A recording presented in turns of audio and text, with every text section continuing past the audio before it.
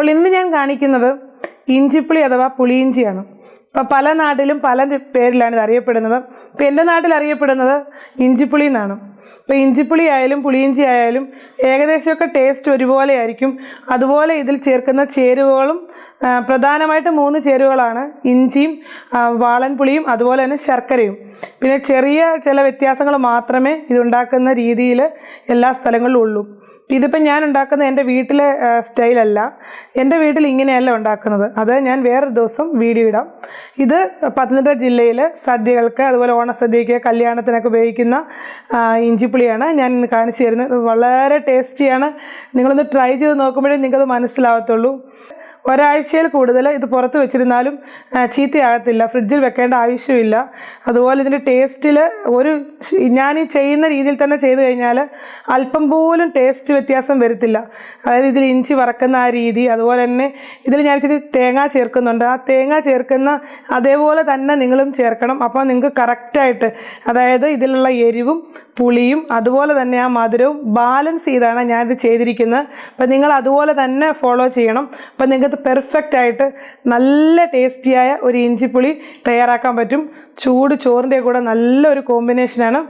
അപ്പം എങ്ങനെയാണ് അടിപൊളിയായിട്ട് ഈ ഇഞ്ചിപ്പുളി തയ്യാറാക്കാൻ നമുക്ക് നോക്കാം.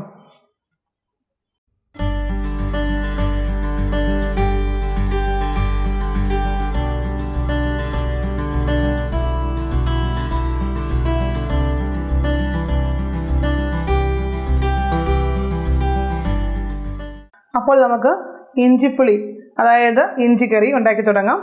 അപ്പോൾ ഇതിനായിട്ട് ഇവിടെ ഞാൻ 150 ഗ്രാം ഇഞ്ചി എടുത്തിട്ടുണ്ട്. ഇത് ചൈനീസ് ജിഞ്ചറാണ്. അപ്പോൾ നിങ്ങൾ നാടൻ ഇഞ്ചി എടുക്കുന്നതെങ്കിൽ ഒരു 50 ഗ്രാമൊക്കെ കുറച്ചെടുത്താൽ മതി.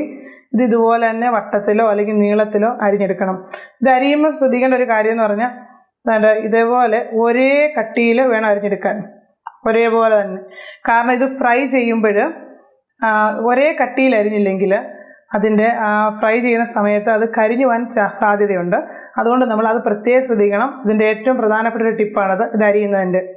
അതുപോലെ ഇപ്പം ഈ 150 ഗ്രാം ഇഞ്ചി എന്ന് പറഞ്ഞാലും എല്ലാവർക്കും ഒന്നും കറക്റ്റായിട്ട് അറിയത്തില്ലല്ലോ. അപ്പോൾ അതുകൊണ്ട് ഞാനതിൻ്റെ സൈസ് കറക്റ്റായിട്ട് കാണിച്ചു തരാം. ഇതേപോലെ 2 കഷ്ണം ഇഞ്ചി എടുത്താൽ മതി. ഇതേപോലെ കണ്ടല്ലോ.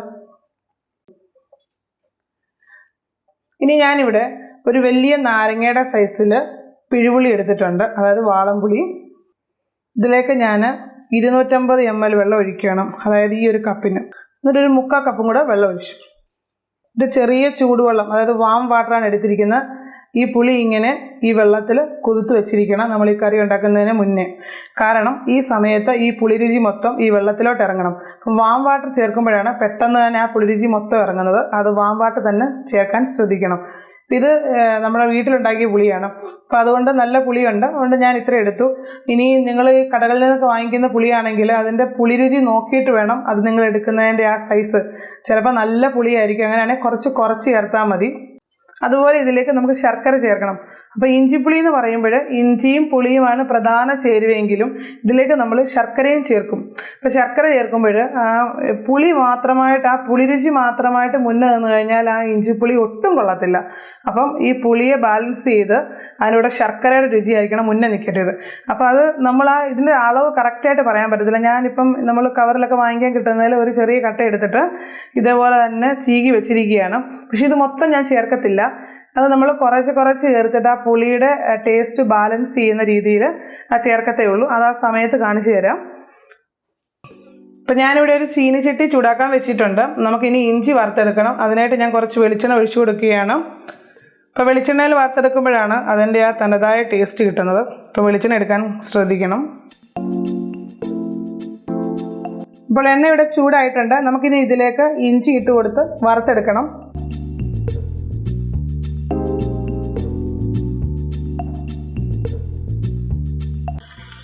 അപ്പോൾ ഞാൻ ഇഞ്ചിയെല്ലാം ഇതിനകത്തോട് ഇട്ട് കൊടുത്തിട്ടുണ്ട്. ഇത് അടിക്കൊന്നും പിടിക്കരുത്. അപ്പോൾ ഈ ഇലവയുടെ പാത്രമായതുകൊണ്ട് അടിക്ക് പിടിക്കാൻ സാധ്യത കുറവാണ്.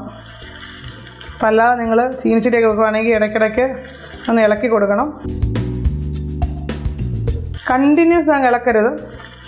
ഇത് ചീനിച്ചട്ടി കിടന്നൊന്ന് ഫ്രൈ ആവാനുള്ള സമയമോടെ കൊടുക്കണം. ഞാനിവിടെ ലോ ടു മീഡിയം ഫ്ലെയിമിനാണ് ഇട്ടിരിക്കുന്നത്. തീ ഒരിക്കലും കൂട്ടി വെക്കരുത്. ഇഞ്ചി പെട്ടെന്ന് കരിഞ്ഞു പോവും. ഇഞ്ചി കരിഞ്ഞു കഴിഞ്ഞാൽ ഈ കറിയുടെ ടേസ്റ്റ് തന്നെ മാറിപ്പോവും, പിന്നെ വായി വെക്കാനേ കൊള്ളത്തില്ല. അതുകൊണ്ട് ഇഞ്ചി ഒരേപോലെ ഫ്രൈ ആയി കിട്ടാൻ മീഡിയം ഫ്ലെയിമിൽ വെച്ചിട്ട് നമ്മൾ ഗോൾഡൻ ബ്രൗൺ നിറമാവുന്നതിന് വരെ ഇത് വറുത്തെടുക്കണം. ഇവിടെ ഗോൾഡൻ ബ്രൗൺ നിറമായിട്ടുണ്ട്. എല്ലാം ഒരേ രീതിയിലാണ് ഫ്രൈ ആയിരിക്കുന്നത്. ഇങ്ങനെ വേണം ഫ്രൈ ആക്കി എടുക്കാൻ. അപ്പോൾ ഇതിൽ ക്ഷമ വേണം. മീഡിയം ഫ്ലെയിമിലിട്ടിട്ട് ഇത് കരിച്ചെടുക്കാതെ വേണം ഫ്രൈ ചെയ്യാൻ. പിന്നെ നമുക്കത് തീ ഓഫാക്കിയിട്ട് ഇത് നമുക്ക് ഒരു പാത്രത്തിലേക്ക് വാങ്ങാം. അപ്പോൾ ഇഞ്ചി ഞാൻ വറുത്ത് കോരി മാറ്റി വെച്ചു. ഇനി ഇതേ എണ്ണയിൽ തന്നെ നമുക്ക് കുറച്ച് തേങ്ങ വറുത്തെടുക്കണം. ഈ തേങ്ങ ഞാൻ ചേർത്ത് കൊടുക്കുകയാണ്. തീ കുറച്ച് വെക്കാൻ ശ്രദ്ധിക്കണേ. ഇത് തീ കുറച്ച് വെച്ചിട്ട് നല്ല ഗോൾഡൻ ബ്രൗൺ നിറമാവുന്ന വരെ നമുക്ക് വറുത്തെടുക്കണം. ഈ തേങ്ങ ഏകദേശം ഇതായിട്ട് വരുന്നുണ്ട്. ഈ സമയത്ത് തേങ്ങ വറക്കുന്ന ഈ സമയത്ത് തന്നെ നമുക്ക് ഇഞ്ചി പൊടിച്ച് വെക്കണം. അപ്പോൾ ഇഞ്ചി ചൂടോടെ തന്നെ പൊടിക്കരുത്, കുറച്ച് ആറിയിട്ട് വേണം പൊടിക്കാൻ. അത് ഒരുപാടൊക്കെ തണുത്ത് പോയി കഴിഞ്ഞാൽ പിന്നെ നല്ലതായിട്ട് പൊടിഞ്ഞ് കിട്ടത്തില്ല. അപ്പോൾ ഞാനിത് മിക്സിയുടെ ഒരു ചെറിയ ജാറിലോട്ട് ഇട്ടിട്ടുണ്ട്. ഇത് നമുക്ക് പൊടിച്ചെടുത്തുകൊണ്ട് വരാം. വെള്ളമൊന്നും ചേർക്കരുതേ. ഇനി ഇതിലേക്ക് ഒരു 1/4 ടീസ്പൂൺ മഞ്ഞൾപ്പൊടി ചേർക്കാം. 1 ടീസ്പൂൺ കാശ്മീരി മുളക് പൊടി. ജസ്റ്റ് ഒന്ന് ഇളക്കിയിട്ട് ഇത് മൂപ്പിച്ച് കഴിഞ്ഞിട്ട് നമുക്കങ്ങ് ഓഫ് ചെയ്യണം തീയെ. അപ്പം തന്നെ ഈ ചട്ടിക്ക് നല്ല ചൂടാണ്, അതുകൊണ്ട് തീ കൂട്ടി വെക്കരുത്. ഞാൻ തീ ഓഫ് ചെയ്യണേ. ഇനി ഈ തേങ്ങ ചൂടാറിക്കഴിഞ്ഞിട്ട് നമുക്ക് മിക്സിയുടെ ചെറിയ ജാറിലിട്ട് ഒട്ടും വെള്ളം ചേർക്കരുത്. അതുകൊണ്ടാണ് നമ്മളിതിൽ ഈ എണ്ണ തന്നെ നമ്മൾ വറുത്തത്. കാരണം ആ എണ്ണയോടെ ചേർത്ത് നമ്മൾ അരയ്ക്കുമ്പോൾ ഇത് നല്ല വെള്ളം പോലെ അരഞ്ഞു കിട്ടും. എണ്ണ തെളിഞ്ഞ് അരിഞ്ഞ് കിട്ടും. അങ്ങനെ വേണം ഇതെടുക്കാൻ. അപ്പോഴാണ് നമ്മുടെ ഈ ഇഞ്ചിപ്പുളിക്ക് നല്ലൊരു ടേസ്റ്റ് കിട്ടുന്നത്. അപ്പോൾ ഇഞ്ചി പൊടിക്കുന്നതിലും അതുപോലെ തന്നെ ഈ തേങ്ങ അരച്ചെടുക്കുന്നതിലുമാണ് ഇതിൻ്റെ ഒരു സീക്രട്ട് ഈ ടേസ്റ്റ്. അപ്പോൾ മിക്സിയുടെ ജാറിൽ ഞാൻ ഈ ഇഞ്ചി വറുത്തത് നല്ലതുപോലെ പൊടിച്ചെടുത്തിട്ടുണ്ട്.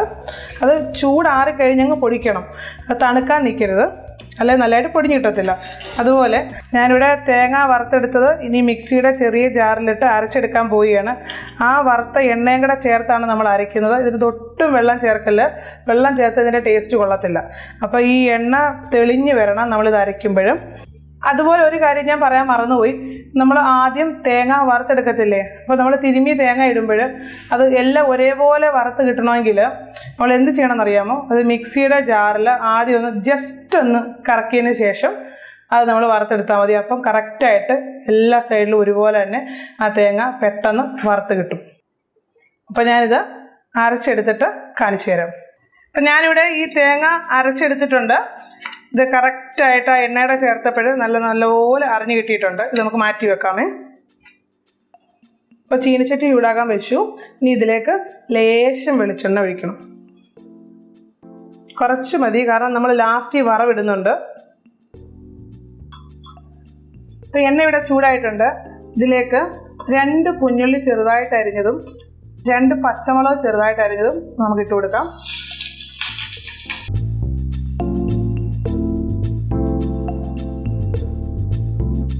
ഈ കുഞ്ഞുള്ളി നല്ലതുപോലെ ലൈറ്റ് ബ്രൗൺ നിറമായിട്ടുണ്ട്. ഇനി ഇതിലേക്ക് തീ കുറച്ച് വെക്കണേ. ഇതിലേക്ക് 1/4 ടീസ്പൂൺ മഞ്ഞൾപ്പൊടി, 1 ടീസ്പൂൺ കാശ്മീരി ചില്ലി പൗഡറും ചേർത്ത് കൊടുക്കണം. നിങ്ങളുടെ എരിവനുസരിച്ച് വേണം ചേർക്കാൻ. ഞാനിവിടെ ടോട്ടൽ 2 ടീസ്പൂൺ ചേർത്തിട്ടുണ്ട്. നിങ്ങൾക്ക് എരിവ് കൂടുതൽ വേണമെങ്കിൽ കൂടുതലെടുക്കാം, അതുമല്ല കുറയ്ക്കണമെങ്കിൽ കുറയ്ക്കാം. ഇതിലേക്ക് ഇഞ്ചി പൊടിച്ചത് ചേർത്ത് കൊടുക്കണം.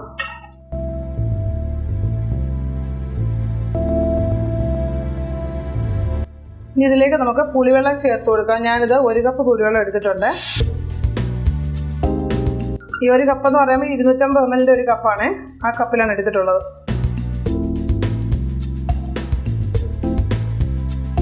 ഈ ഒരു മീഡിയം ഫ്ലെയിമിലാണ് വെച്ചിരിക്കുന്നത്. ഈ കൂട്ടി വെക്കരുത്. ഞാനൊരു 1/2 കപ്പ് പുളിവെള്ളം കൂടെ ഒഴിക്കുകയാണ്. ഈ പുളിവെള്ളം നമ്മൾ കുതിർത്ത് വെച്ച വെള്ളം നമ്മളൊരു അരിപ്പയിലൂടെ അരിച്ചെടുത്തിട്ട് വേണം ഒഴിക്കാൻ. ഇതൊന്ന് ചൂടാവട്ടെ. ഇതിലേക്ക് നമുക്ക് ഇച്ചിരി ഉപ്പ് ചേർത്ത് കൊടുക്കാം.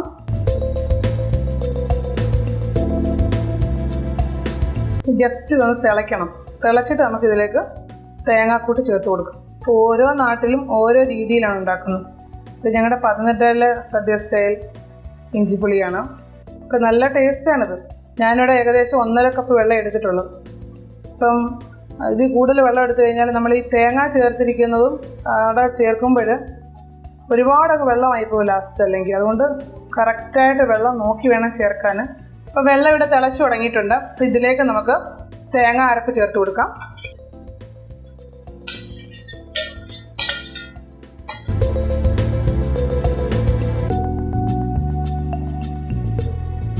ഇനി ഇതിലേക്ക് കുറച്ച് ശർക്കര ചീയത് ചേർക്കാം.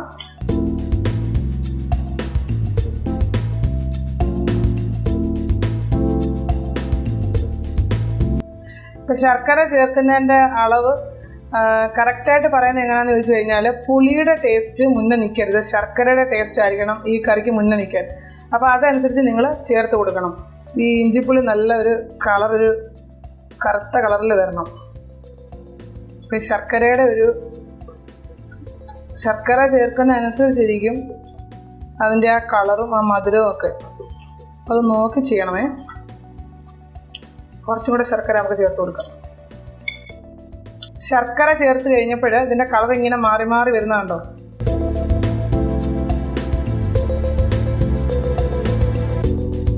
നമ്മളിത് അടച്ചൊന്നും വെക്കണ്ട. ഇതിങ്ങനെ തിളച്ച് ഒരു കുറുകുന്ന പരുവമാകുമ്പോൾ, ഇത് ഒഴിച്ചുകറി അല്ലല്ലോ, തൊടുകറിയല്ലേ. അപ്പോൾ നമ്മൾ കുറുകുന്ന പരുവമാകുമ്പോൾ തീ ഓഫ് ആക്കണം. അപ്പോൾ ഇന്നത്തേക്ക് ഇത് ഉപയോഗിക്കാൻ പറ്റത്തില്ല. നാളെ ആകുമ്പോഴേക്കാണ് ഇത് കറക്റ്റായിട്ട് സെറ്റ് ആവുന്നത്. അതിൻ്റെ ടെക്സ്ചർ നാളെ ആകുമ്പോഴാണ് കറക്റ്റായിട്ട് കിട്ടുന്നത്. ഇത് നല്ലതുപോലെ തിളച്ച് കുറുകണം. അതുവരെ ഇതിട്ട് നമ്മൾ തിളപ്പിക്കണം. പിന്നെ ഇതിൽ മധുരമാണ് മുന്നേ നിൽക്കണമെന്ന് പറഞ്ഞല്ലോ. അപ്പം ഞാൻ ഇതിൻ്റെ ടേസ്റ്റ് നോക്കിയപ്പോൾ പുളി ലേശം മുന്നോട്ടാണ്. അപ്പം ഞാൻ ആ എടുത്ത അത്രയും ശർക്കരയും ചേർത്ത് കൊടുത്തിട്ടുണ്ട്. അപ്പോൾ നിങ്ങളെ കാണിച്ച ശർക്കര അത്രയും ഞാനങ്ങ് ചേർത്തു. ഇപ്പോൾ ഇതിൻ്റെ പുളിയും അതുപോലെ മധുരം എല്ലാം കറക്റ്റാണ്. മധുരമാണ് ലേശം മുന്നോട്ട് ഇരിക്കുന്നത്. അങ്ങനെ ആ ടേസ്റ്റിൽ വേണം ഇത് ചെയ്തെടുക്കാൻ. ഇനി ഇത് കുറച്ചുകൂടെ ഒന്ന് കുറുകട്ടെ. ഇത് കണ്ടാൽ നല്ലതുപോലെ കുറുകി വന്നിട്ടുണ്ട്. ഈ സമയത്ത് നമുക്ക് തീ ഓഫാക്കണം. ഇതാണ് ഇതിൻ്റെ കറക്റ്റ് പരുവം. ഇനി ഇത് ഇരുന്നങ്ങ് വീണ്ടും കുറുകിക്കോളും. അപ്പോൾ ഇതിൽ തീ ഓഫാക്കുന്നതിന് മുന്നേ നമുക്ക് 2 നുള്ള് കായത്തിൻ്റെ പൊടി ചേർത്ത് കൊടുക്കണം. 2 നുള്ള് മതി ഒരു ഫ്ലേവറിനാണ്.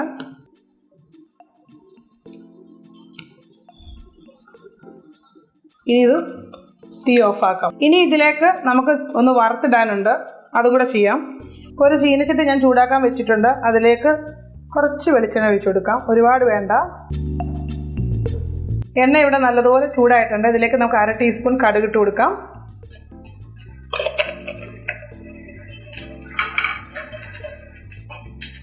ഒരു 3 വറ്റൽമുളക്, ഒരു തണ്ട് കറിവേപ്പില, 2 കുഞ്ഞുള്ളി ചെറുതായിട്ട് കൊത്തി എരിഞ്ഞത്.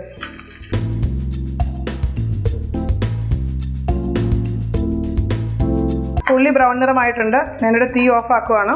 അപ്പോൾ ഈ വറവ് നമുക്ക് നമ്മുടെ ഇഞ്ചിപ്പുളിയിലോട്ട് ഇട്ട് കൊടുക്കാം. അപ്പോൾ ഇത്രയേ ഉള്ളൂ. അപ്പോൾ ഇഞ്ചിപ്പുളി തയ്യാറായി കഴിഞ്ഞു. ഇനി ഇത് കുറച്ച് നേരം ഇരുന്ന് സെറ്റ് ആവണം. അത് കഴിഞ്ഞിട്ട് ഇത് യൂസ് ചെയ്യാൻ പറ്റത്തുള്ളൂ. നാളെ ആകുമ്പോഴാണ് കറക്റ്റായിട്ട് ഇതിൻ്റെ ഒരു ടെക്സ്ചറും കളറും എല്ലാം കറക്റ്റായിട്ട് വരുന്നത്. അപ്പോൾ ഓക്കെ, നിങ്ങളിതെല്ലാവരും ട്രൈ ചെയ്ത് നോക്കണം. നിങ്ങൾക്ക് ഇഷ്ടമായെങ്കിൽ വീഡിയോയുടെ താഴെ കമൻറ്റ് ചെയ്യാൻ മറക്കരുത്. അപ്പോൾ ഓക്കെ, ഇനി ഒരു അടുത്ത റെസിപ്പിയെ കാണുന്നവരെ എല്ലാവർക്കും നന്ദി, നമസ്കാരം.